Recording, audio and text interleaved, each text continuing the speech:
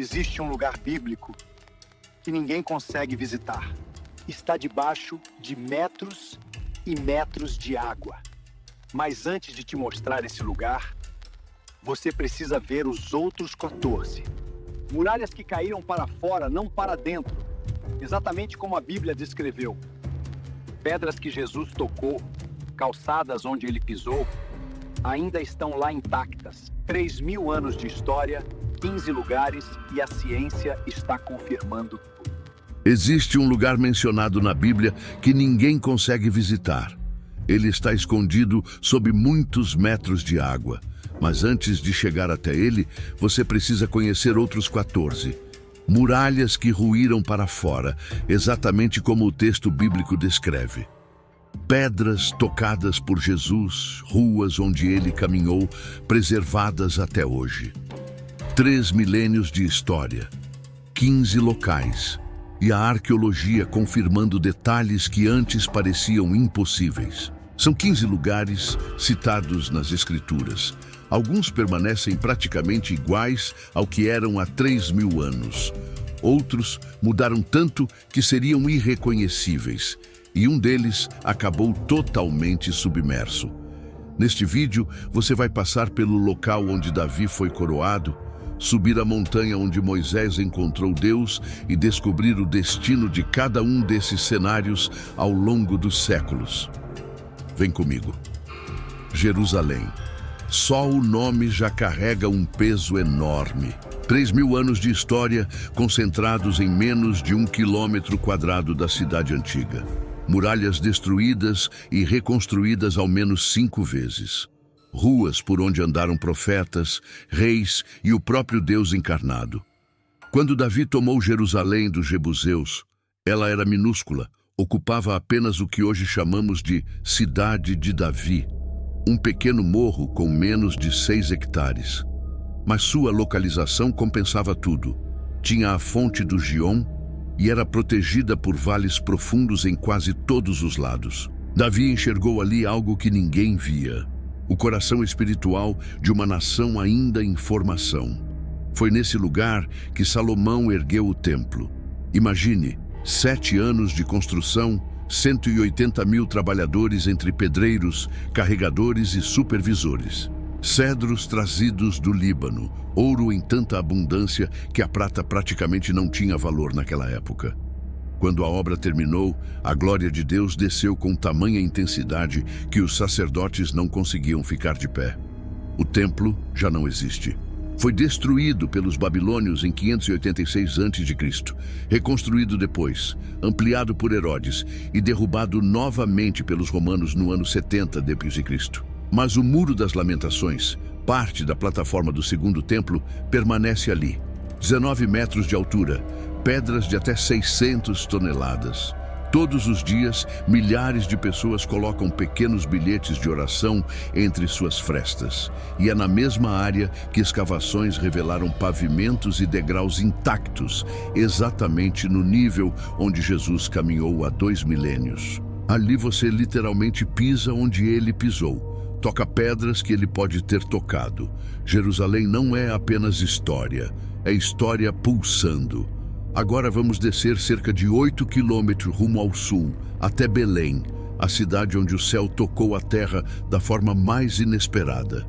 No tempo de Jesus, Belém era insignificante, uma aldeia de pastores com talvez 300 habitantes, pequena a ponto de o profeta Miqueias dizer que ela mal contava entre as cidades de Judá. Mesmo assim, foi ali que Deus escolheu nascer. Não em Jerusalém, a capital religiosa, nem em Roma, a capital do poder, mas numa gruta usada como estábulo, entre feno e cheiro de animais. Hoje, no ponto onde a tradição afirma que Jesus nasceu, está a Basílica da Natividade, uma das igrejas mais antigas do mundo que nunca deixou de funcionar. Erguida em 339 d.C., por ordem de Helena, mãe de Constantino, ela tem uma entrada tão baixa que obriga qualquer pessoa a se curvar, a famosa Porta da Humildade. Descendo por uma passagem estreita, chega-se à gruta. No chão, uma estrela de prata com 14 pontas marca o local do nascimento de Cristo, representando as 3 séries de 14 gerações citadas em Mateus. A estrela está gasta pelo toque de milhões de peregrinos. Alguns se ajoelham, outros silenciam, outros choram. Mas Belém também expõe um contraste doloroso. Para chegar até lá, passa-se por um muro de concreto de 8 metros de altura, separando Israel da Cisjordânia. A cidade que viu nascer o Príncipe da Paz ainda vive sob divisões e tensões sem fim. Caminhar por suas ruas estreitas torna isso impossível de ignorar. Agora vamos para o norte, bem ao norte, o Mar da Galileia, onde Jesus realizou a maior parte do seu ministério público. Apesar do nome, não é um mar, mas um lago de água doce, 21 quilômetros de comprimento, 13 de largura e até 43 metros de profundidade. Alimentado pelo Jordão e cercado por colinas que criam um microclima capaz de gerar tempestades repentinas. O vento desce das montanhas, agita as águas e transforma a calmaria em caos em minutos. Foi numa dessas tempestades que Jesus dormia na popa, enquanto discípulos experientes, pescadores de vida inteira, acreditavam que morreriam. Ele se levantou e ordenou ao vento e às águas: "Aquieta-te", e tudo ficou calmo. Hoje é possível navegar no mesmo lago em barcos de madeira ao estilo do primeiro século. A paisagem é praticamente a mesma. Em 1986, uma grande seca revelou algo impressionante. Um barco de 2.000 anos preservado no lodo, provavelmente da época de Jesus. Ele está exposto em um museu em Ginosar, quase uma cápsula do tempo. Agora saímos do verde e da água e seguimos para o deserto. Vamos ao Sinai, onde Deus falou com Moisés. A localização exata ainda é discutida.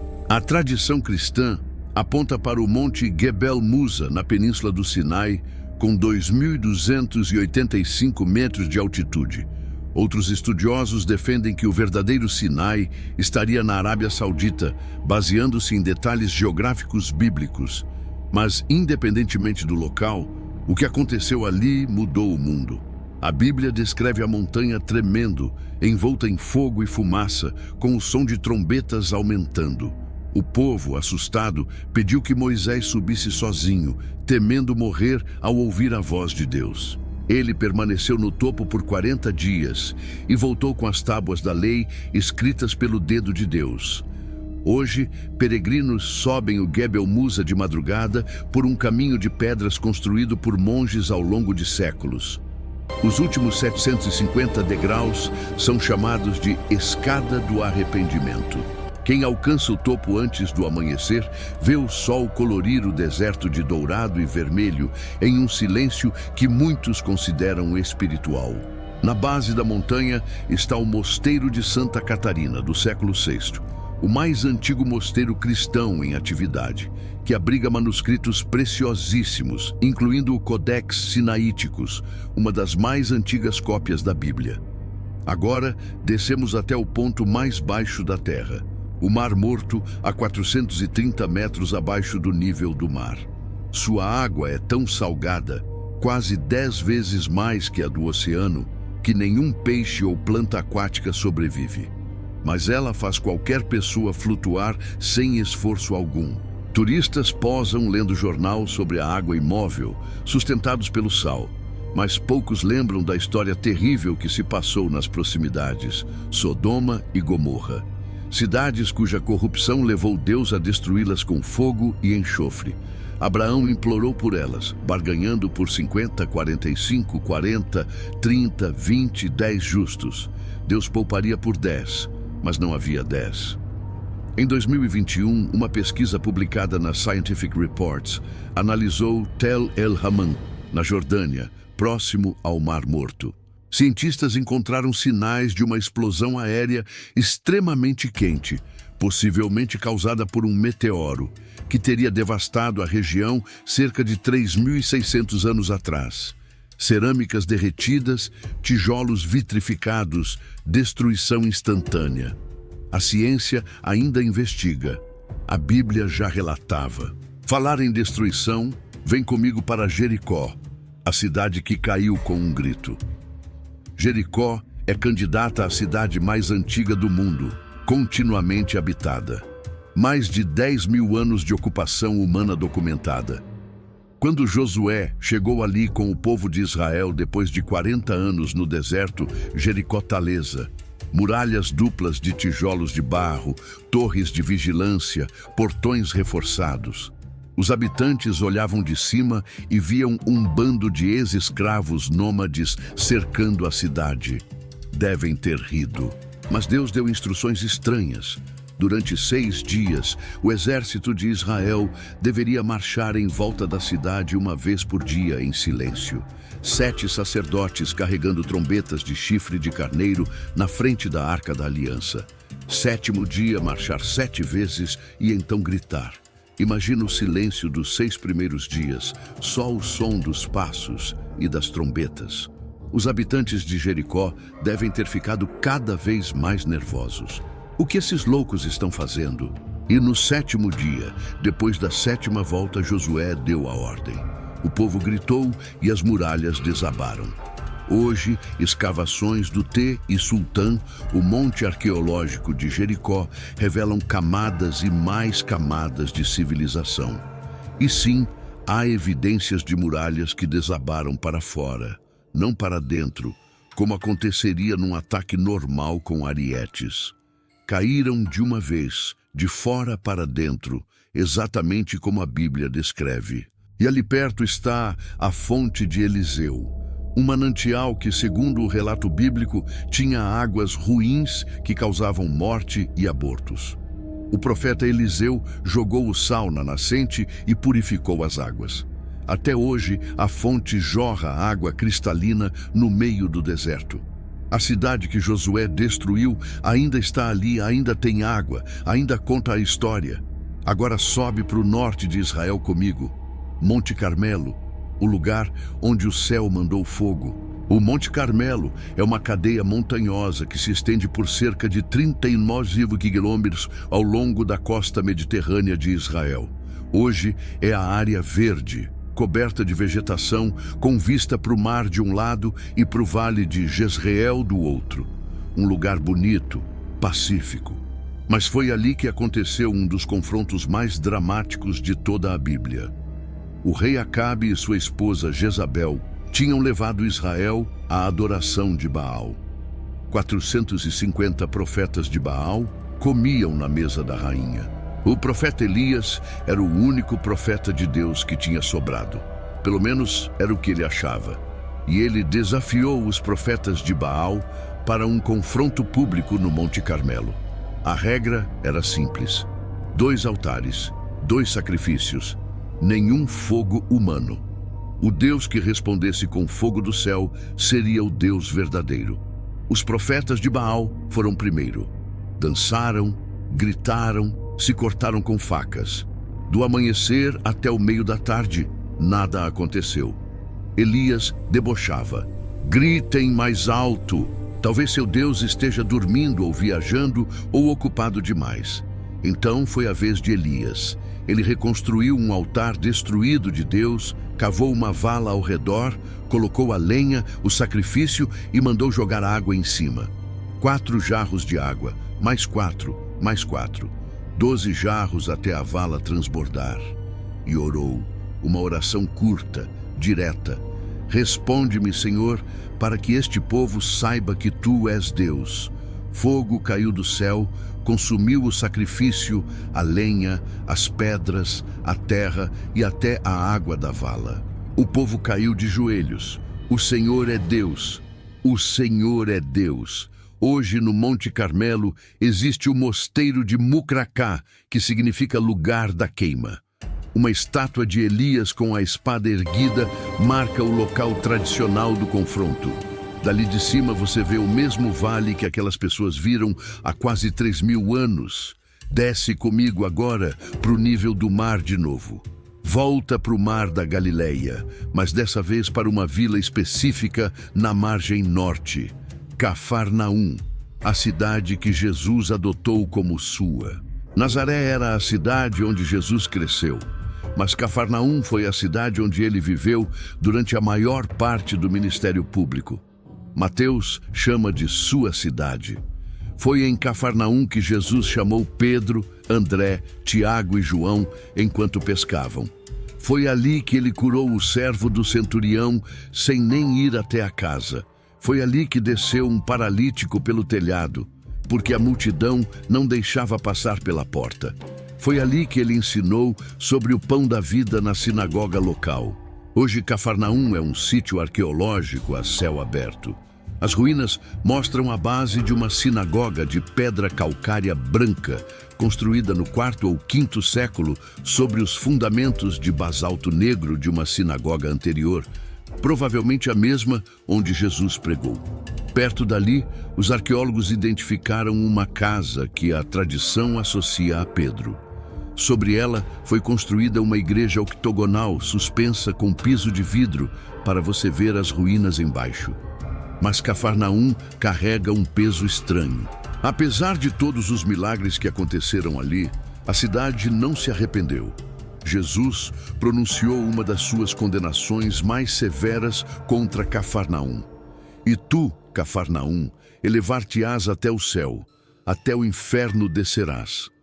A cidade que viu mais milagres que qualquer outra foi destruída e abandonada. Hoje, as ruínas silenciosas lembram que presenciar o sobrenatural não garante transformação do coração.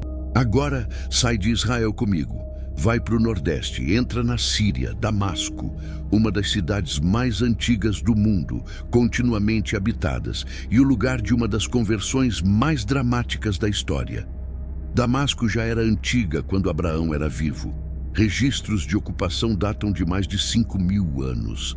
E foi na estrada que liga Jerusalém a Damasco que Saulo de Tarso, o perseguidor implacável dos cristãos, encontrou Jesus ressurreto. Saulo estava indo para Damasco com cartas de autorização para prender qualquer seguidor de Jesus que encontrasse. Ele respirava ameaças e morte, e então, no meio do caminho, uma luz mais forte que o sol do meio-dia o envolveu. Ele caiu no chão. Uma voz disse: Saulo, Saulo, por que me persegues? Ele perguntou quem era. A resposta mudou tudo. Eu sou Jesus, a quem tu persegues. Saulo ficou cego. Seus companheiros o guiaram até Damasco, até uma casa na rua chamada Reta. 3 dias sem ver, sem comer, sem beber. Então Deus mandou um discípulo chamado Ananias ir até lá, impor as mãos sobre Saulo e orar. Ananias tinha medo. Todo mundo conhecia a reputação de Saulo, mas obedeceu. E quando orou, algo como escamas caiu dos olhos de Saulo. Ele recuperou a visão, foi batizado e se tornou Paulo, o apóstolo que escreveria quase metade do Novo Testamento. Hoje, a Rua Reta ainda existe no centro histórico de Damasco. 1,5 km de extensão, cortando a cidade velha. Mercados coloridos, cheiro de especiarias e café, comerciantes gritando ofertas. E em algum ponto daquela rua, há quase 2000 anos, um assassino se tornou apóstolo. Volta comigo para Israel, Nazaré, o lugar onde tudo começou. Na época de Jesus, Nazaré era tão insignificante que nem aparecia nas listas de cidades da região. Quando Felipe contou a Natanael que tinham encontrado o Messias e que ele era de Nazaré, Natanael respondeu com escárnio: Pode vir alguma coisa boa de Nazaré? Era tipo perguntar se pode sair um gênio de um vilarejo perdido no interior. Mas foi ali que o anjo Gabriel apareceu a uma adolescente chamada Maria e anunciou que ela seria mãe do Salvador. Foi ali que Jesus cresceu, brincou nas ruas de terra, aprendeu carpintaria com José, frequentou a sinagoga local e foi ali na sinagoga da sua própria cidade que ele se levantou para ler Isaías. Anunciou que a profecia se cumpria nele e quase foi jogado de um penhasco pelos seus vizinhos furiosos. Hoje Nazaré é a maior cidade árabe de Israel, mais de 75.000 habitantes, e no centro dela se ergue a Basílica da Anunciação, a maior igreja do Oriente Médio. Foi construída sobre o local tradicional da Casa de Maria. Dentro dela, mosaicos de diferentes países retratam Maria e o menino Jesus em diversos estilos culturais: japonês, africano, latino-americano, europeu. Uma lembrança visual de que aquela história transcende todas as fronteiras. Perto dali, existe uma reconstrução chamada Aldeia de Nazaré, um museu vivo que recria a vida no primeiro século. Casas de pedra, oliveiras, ovelhas, tear manual, prensa de azeite. Caminhar ali é imaginar Jesus criança, correndo pelas vielas, ajudando José na oficina, observando o mundo que um dia ele morreria para salvar. Agora, atravessa o Mediterrâneo comigo. Vai para a Turquia. Éfeso, uma das cidades mais importantes do Novo Testamento e uma das mais impressionantes ruínas do mundo antigo. Éfeso foi um centro comercial, religioso e cultural do Império Romano. Mais de 250 mil pessoas. Um templo dedicado à deusa Ártemis, que era uma das 7 maravilhas do mundo antigo. Um teatro com capacidade para 25 mil espectadores, ruas pavimentadas de mármore, bibliotecas, banhos públicos, aquedutos. Foi para a igreja de Éfeso que Paulo escreveu uma das suas cartas mais profundas sobre a armadura de Deus, sobre casamento, sobre andar na luz. Paulo passou mais de 2 anos ali, ensinando diariamente, e provocou uma revolta quando sua pregação começou a afetar o comércio de ídolos de prata da deusa Ártemis. Os ourives da cidade arrastaram os companheiros de Paulo para o teatro e gritaram por 2. Em Éfeso, a multidão gritava por horas: "Grande é Ártemis dos Efésios!" Hoje, qualquer pessoa pode caminhar pelas mesmas ruas onde Paulo passou. A famosa Biblioteca de Celso, com sua fachada de 2 andares quase intacta, é um dos monumentos mais fotografados do planeta. O teatro onde aconteceu o tumulto ainda existe e até recebe espetáculos. Sentado naquelas arquibancadas de pedra, fica fácil imaginar 25 mil vozes rugindo contra a mensagem do Evangelho. E lembrar que, ao final, o Evangelho permaneceu e os templos de Ártemis não. O Apocalipse também menciona Éfeso. Jesus elogia aquela comunidade por sua firmeza doutrinária e rejeição a falsos mestres, mas faz uma acusação profunda. Tenho contra ti que abandonaste o primeiro amor. Uma fé correta, mas um coração frio. Um alerta que atravessa os séculos.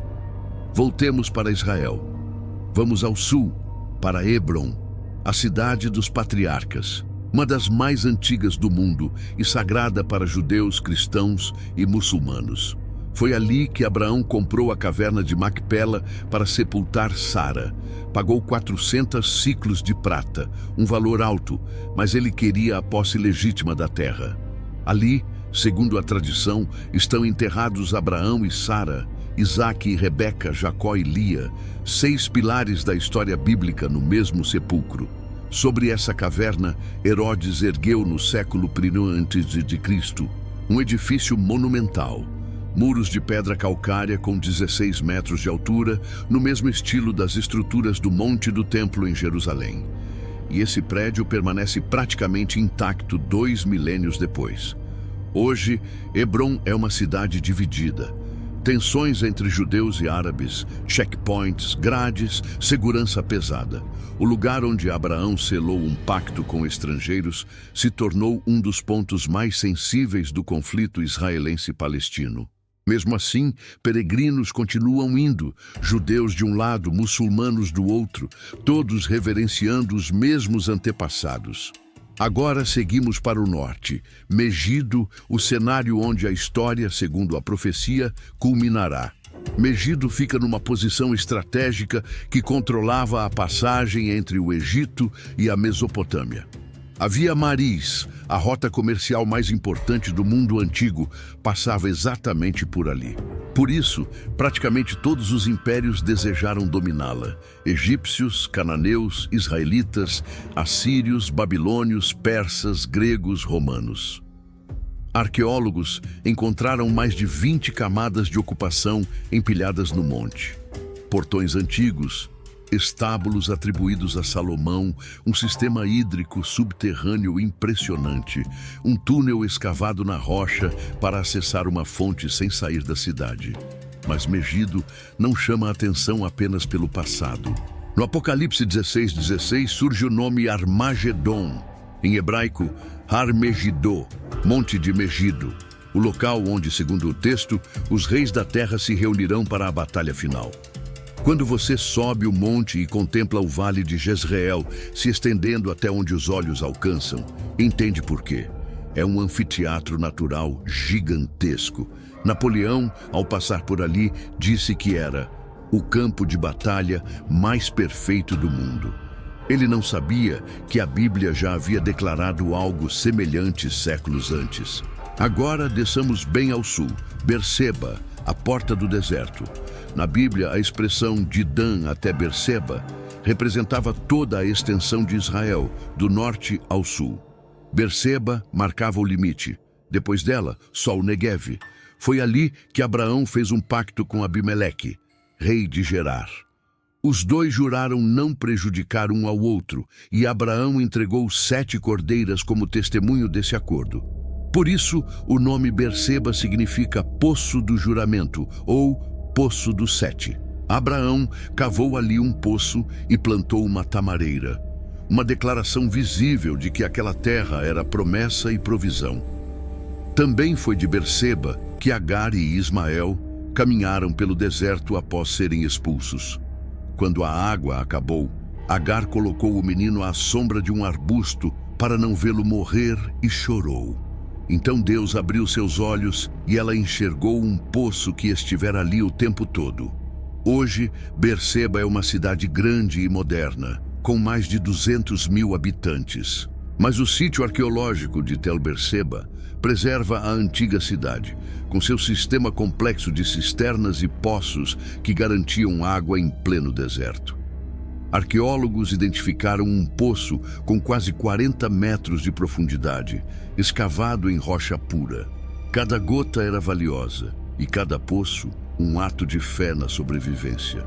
E agora chegamos ao 15º lugar, aquele que está submerso, escondido sob o mar. E talvez não seja onde você imagina. Cesareia Marítima, na costa do Mediterrâneo, uma das obras de engenharia mais extraordinárias da antiguidade. Hoje, grande parte dela está debaixo d'água. Herodes, o Grande, projetou Cesareia para ser uma cidade romana completa, construída do zero em apenas 12 anos. Mas o grande desafio não era a cidade, mas o porto. A costa de Israel não tem baías naturais profundas, nenhuma enseada protegida. Então Herodes decidiu criar um porto artificial em mar aberto. Usou uma técnica romana chamada opus caementitium, um tipo de concreto que endurecia até mesmo debaixo d'água. Seus engenheiros ergueram 2 imensos quebra-mares que avançavam mais de 500 metros mar adentro. Criaram uma área protegida maior que o porto de Atenas. Batizaram o porto de Sebastos, em homenagem a Augusto. Cesareia se tornou um dos maiores centros marítimos do Mediterrâneo Oriental. Navios do Império inteiro atracavam ali. Mercadorias, soldados, culturas e ideias circulavam por aquele lugar. Foi ali que Pedro anunciou o Evangelho ao centurião Cornélio, o primeiro gentil convertido. Foi ali que Paulo ficou preso por 2 anos antes de seguir para Roma. Ali também ficava a residência oficial de Pilatos, comprovado por uma pedra encontrada nas escavações. Pôncio Pilatos, prefeito da Judéia. Mas o tempo fez seu trabalho. Terremotos, erosão e o afundamento gradual do solo destruíram o porto. Hoje, os gigantescos quebra-mares estão totalmente submersos. Só podem ser vistos mergulhando. No fundo do mar estão colunas de granito, blocos de concreto romano cobertos de algas, âncoras antigas, formando um parque arqueológico subaquático único no mundo. Na costa, ainda vemos o teatro romano, o hipódromo, o aqueduto de 14 quilômetros vindo do Monte Carmelo, mosaicos, palácios. Mas sob as ondas permanece a obra-prima de Herodes, o porto impossível, engolido pelo tempo. 15 lugares. Alguns viraram ruínas, outros se transformaram em cidades modernas. Um desapareceu sob as águas.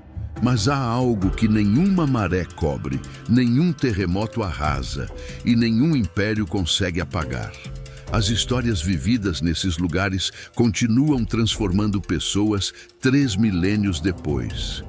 Davi não está mais em Jerusalém, mas sua fé ainda ecoa nos Salmos. Moisés não está mais no Sinai, mas a lei que recebeu ainda orienta bilhões. Jesus não está mais em Cafarnaum, mas as palavras que ele pronunciou ali continuam curando, libertando e salvando.